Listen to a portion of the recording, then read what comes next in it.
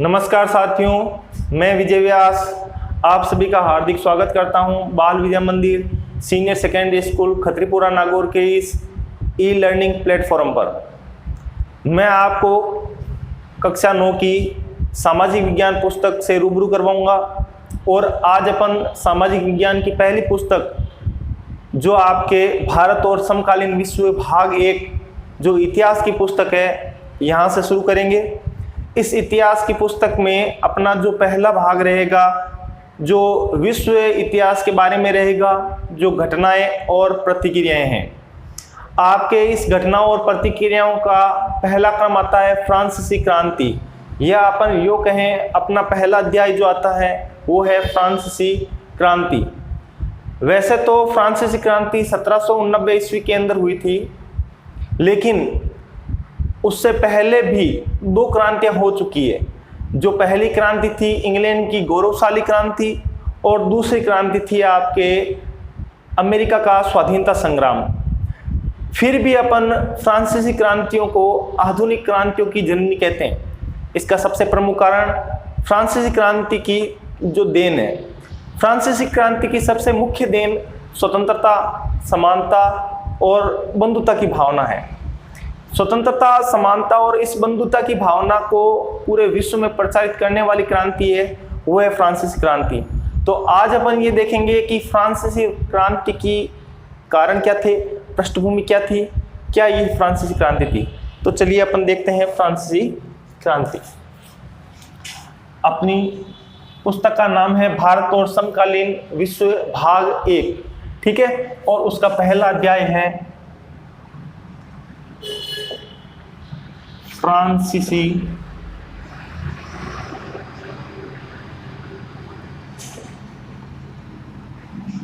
क्रांति। फ्रांसीसी क्रांति की देन रही है स्वतंत्रता, समानता और बंधुता की भावना, लेकिन इसके पीछे बहुत ही बड़ा घटनाक्रम रहा है। दिनांक है आपके 14 जुलाई 1789। देखो, सन याद करना थोड़ा सा मुश्किल रहता है। कोशिश ये करो इसको इंग्लिश में याद करो। 1789 याद करने में थोड़ी सी आसानी होगी। 14 जुलाई 1789 याद करने में थोड़ी सी आसानी रहेगी। देखो, इस दिन क्या हुआ था, पेरिस के अंदर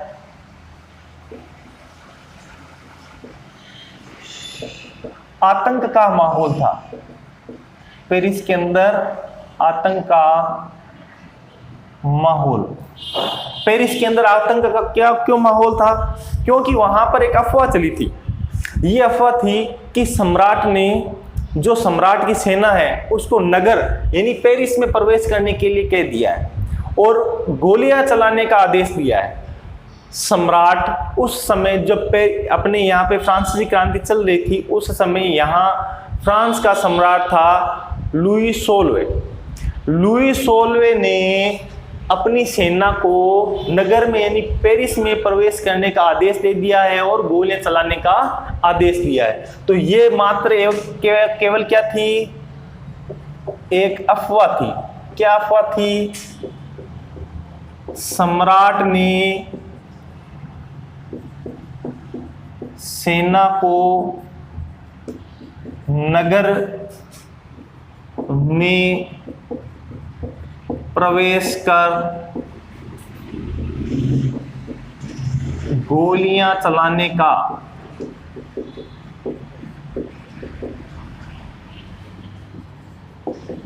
आदेश दिया है। अब देखो, जब ये अफवाह लोगों के अंदर फैली तो जनता के अंदर आक्रोश उत्पन्न हुआ। इस आक्रोश से 7000 लोग इकट्ठा हो गए। अब 7000 लोगों ने मिलकर एक सेना का निर्माण किया जिसका नाम रखा जन सेना। तो 7000 इस अफवाह के कारण 7000 लोगों ने मिलकर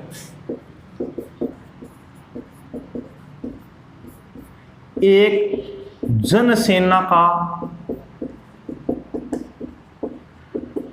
निर्माण किया।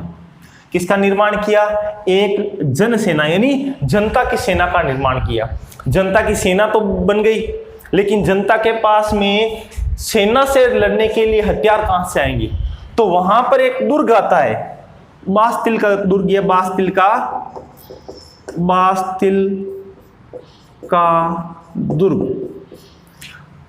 अब इन 7000 लोगों ने मिलकर क्या किया? इनमें से कुछ लोगों ने इस दुर्ग पर हमला किया, क्योंकि इनको पता था कि हमारे पास में इस सेना से लड़ने के लिए हथियार नहीं है, तो हम क्यों ना इस बास्तिल के दुर्ग को अधिग्रहण कर लें। इस बास्तिल के दुर्ग पर हमला कर दिया, और इस बास्तिल के दुर्ग में जो कैदी थे, अब उनकी संख्या बताते हैं 7 कैदियों को मुक्त करवा दिया, और वहां पर जितने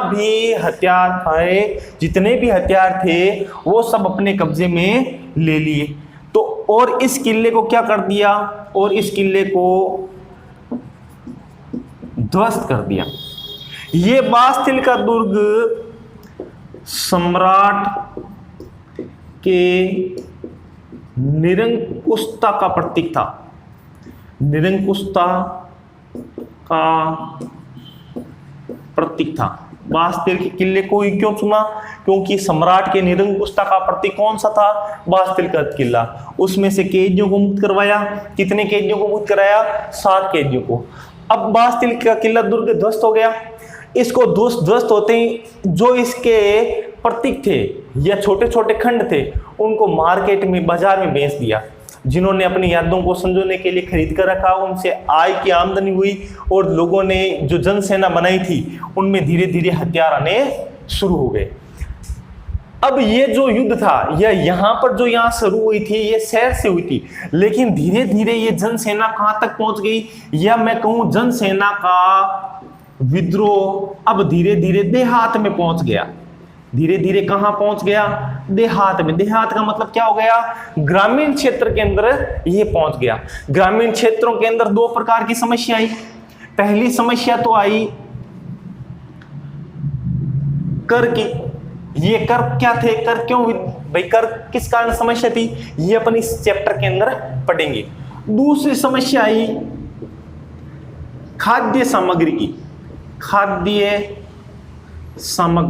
खाद्य सामग्री की आपूर्ति नहीं हो रही थी। इसके कारण क्या शुरू हो गए? महंगाई बढ़ गई और खाद्य दंगे शुरू हो गए। तो अपन एक बार वापस से मैं आपको बता देता हूं, 14 जुलाई सन 1789 पेरिस शहर के अंदर आतंक का माहौल था। क्यों आतंक का माहौल क्यों था? क्योंकि एक अफवाह चली थी कि यहाँ सम्राट लुई 16वें ने सेना को नगर में प्रवेश करने का और जनता पर गोलियां चलाने का आदेश दे दिया है। तो जनता ने 7,000 जनता या 7,000 लोगों ने मिलकर एक जनसेना का निर्माण कर लिया। इस जनसेना ने क्या किया है? बास्तिल के किले पर या बास्तिल के दुर्ग पर हमला किया, इसे ध्वस्त किया और कैदियों को मुक्त करवा दिया। ये बास्तिल का किला किसका प्रतीक है? सम्राट की निरंकुशता का प्रतीक है। अब देखो, ये सब हो रहा था, इनका कारण क्या था? 14 जुलाई को पेरिस में आतंक का माहौल क्यों था? इसके पीछे क्या कहानी थी? वो अपन इस चैप्टर के अंदर पढ़ेंगे। अपन इस चैप्टर को 3 भागों में बांटकर पढ़ेंगे। पहला, पेरिस के क्रांति की, फ्रांस के क्रांति की पृष्ठभूमि। दूसरा, फ्रांस की क्रांति। तीसरा, फ्रांसीसी क्रांति के परिणाम। तो आज अपन लेते हैं फ्रांस की क्रांति की पृष्ठभूमि, कि भी क्या पृष्ठभूमि रही थी कि यहां पर 14 जुलाई को ये आतंक का माहौल आ गया था। तो सबसे पहले अपना पहला पॉइंट रहेगा 18वीं सदी के उत्तरार्ध में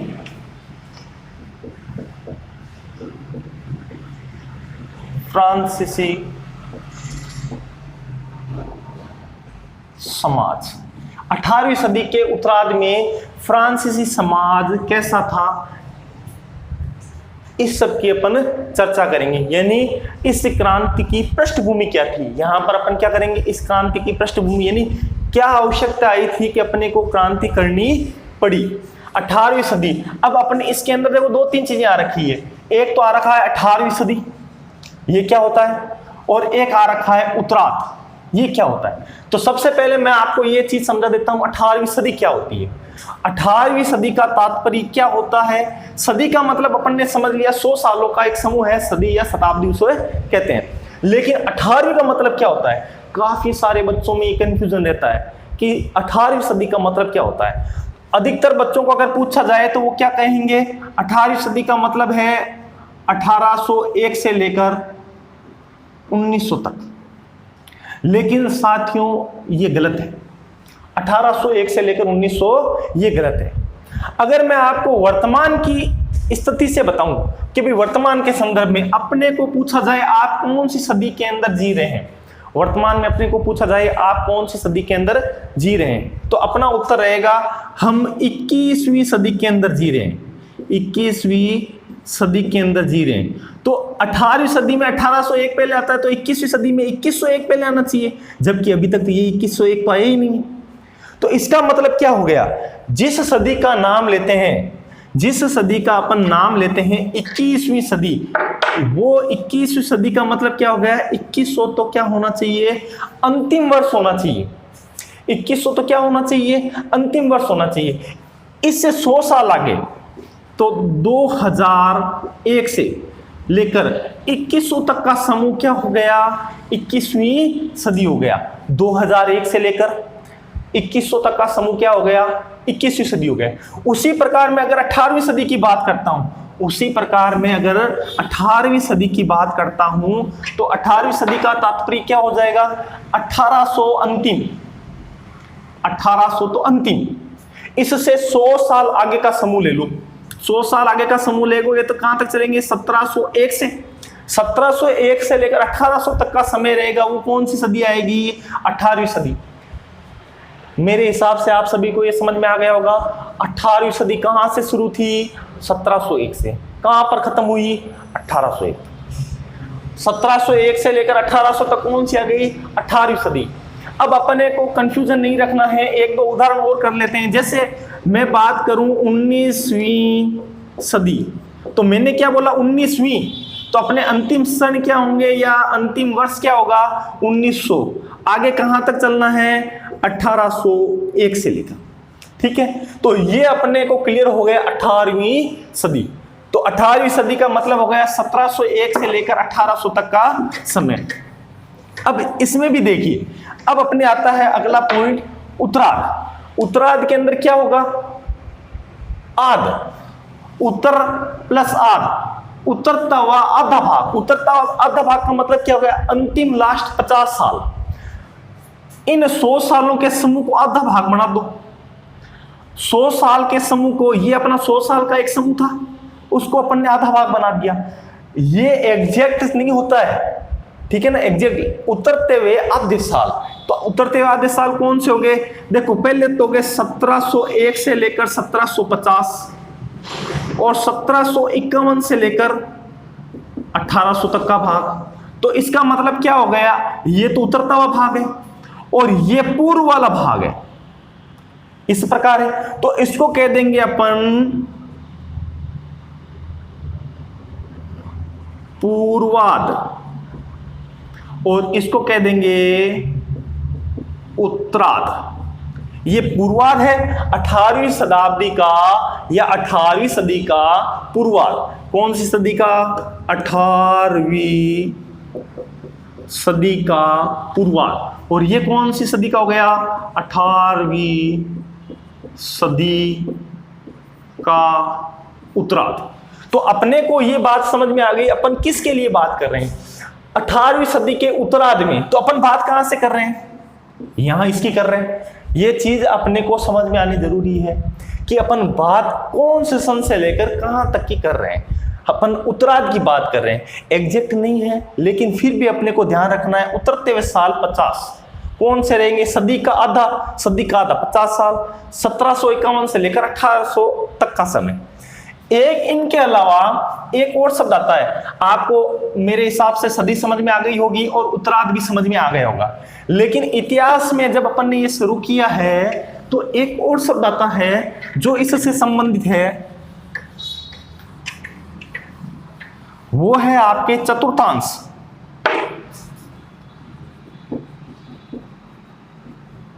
चतुर्थांश, ये सब भी आता है चतुर्थांश। जैसे अपन यहां वापस इसी 18वीं सदी की बात करते हैं। अब 18वीं सदी कहां से कहां तक रहेगी, एक बार आप सब बताइए, आप रिपीट कीजिए मन में। तो हाँ बिल्कुल सही है, आपने एकदम सही बोला है। 1701 से लेकर 1800 तक का समय रहेगा। ये आपकी कौन सी सदी रहेगी, ये आपके रहेगी 18वीं सदी। ठीक है, अब इसके चतुर्थांश की बात करेंगे। इसको एक बार ध्यान से देखो, और आपने हिंदी पढ़ी है तो इसका संधि विच्छेद कर दोगे आप। चतुर्थ प्लस अंश, चतुर्थ प्लस अंश यानी चौथा अंश। इसके 100 सालों का चौथा अंश का मतलब क्या हो गया, पहले उत्तरार्ध में अपन ने आधा किया था, और अब अपन क्या कर देंगे, इसके 4 अंश, 4 भाग कर देंगे। ये प्रथम चतुर्थांश आ गया, ये द्वितीय चतुर्थांश आ गया, ये तृतीय चतुर्थांश आ गया, और ये कौन सा चतुर्थांश आ गया, चतुर्थ चतुर्थांश आ गया। प्रथम चतुर्थांश, द्वितीय चतुर्थांश, तृतीय चतुर्थांश और चतुर्थ चतुर्थांश कितने कितने सालों के हुए, तो सीधी सी बात है 100 साल का पूरी सदी थी। चतुर्थांश में बांटा तो एक कितने का हो गया, 25 साल का, ये भी 25 का, ये भी 25 का, ये भी 25 का। अब अपन मैं 18वीं सदी को चतुर्थांश में बांटता हूं, तो 18वीं सदी का प्रथम चतुर्थांश होगा 1701 से लेकर 1725 तक का। ठीक है, एक बार मेरे साथ में रिपीट कीजिए, 18वीं सदी का प्रथम चतुर्थांश 1701 से लेकर 1725 का। हाँ, अब आप बताइए 18वीं सदी का द्वितीय चतुर्थांश क्या होगा, 18वीं सदी का द्वितीय चतुर्थांश क्या होगा। हाँ, एक बात और ध्यान रखो, अब काफी बच्चे गलती करेंगे, काफी बच्चे कहेंगे 1725 से लेकर 1750। अरे भाई 25 तो यहाँ आ चुका है, 1726 से लेकर 1750, ये हो गए द्वितीय चतुर्थांश। इसके बाद में वैसे ही तृतीय चतुर्थांश कर लो, 1751 से लेकर 1775 का। और चतुर्थ चतुर्थांश की बात करता हूं तो आ जाएगा 1776 से लेकर 1800 ईस्वी तक का।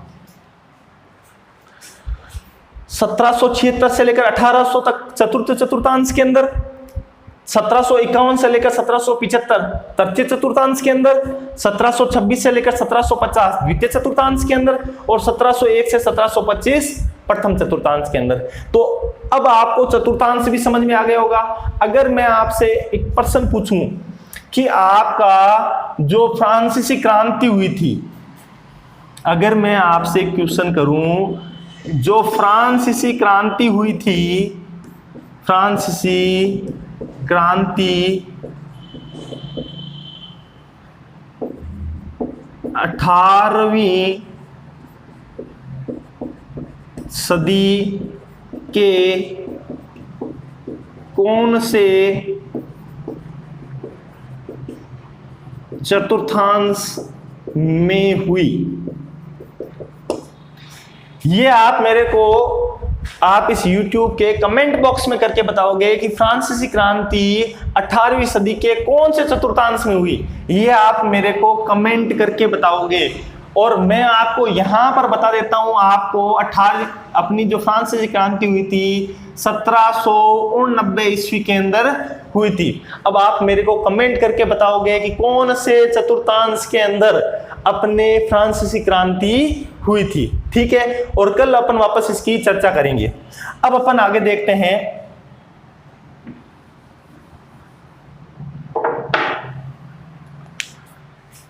कल अपन वापस इस वीडियो के अंदर इसके उत्तर की चर्चा करेंगे। तो आज के लिए इतना ही, कल वापस अपन यहीं से आगे चलेंगे अगले वीडियो के अंदर, और अपन आगे पढ़ेंगे 18वीं सदी के उत्तरार्ध में फ्रांसीसी समाज कैसा था, क्या हुआ था, उस पे करों का बोझ कैसे बढ़ा था, जिसके कारण यहाँ पर इतनी बड़ी फ्रांसीसी क्रांति हुई, जिसे आधुनिक क्रांतियों की जननी भी कहा गया। आज के लिए इतना ही। आपको ये वीडियो कैसा लगा है कमेंट करके जरूर बताइएगा, अधिक से अधिक शेयर कीजिए। इस लॉकडाउन के कारण जो शिक्षा से वंचित रहे छात्र हैं उन तक ये वीडियो पहुंच जाना चाहिए, जिससे उनकी शिक्षा में बाधा ना आए। धन्यवाद।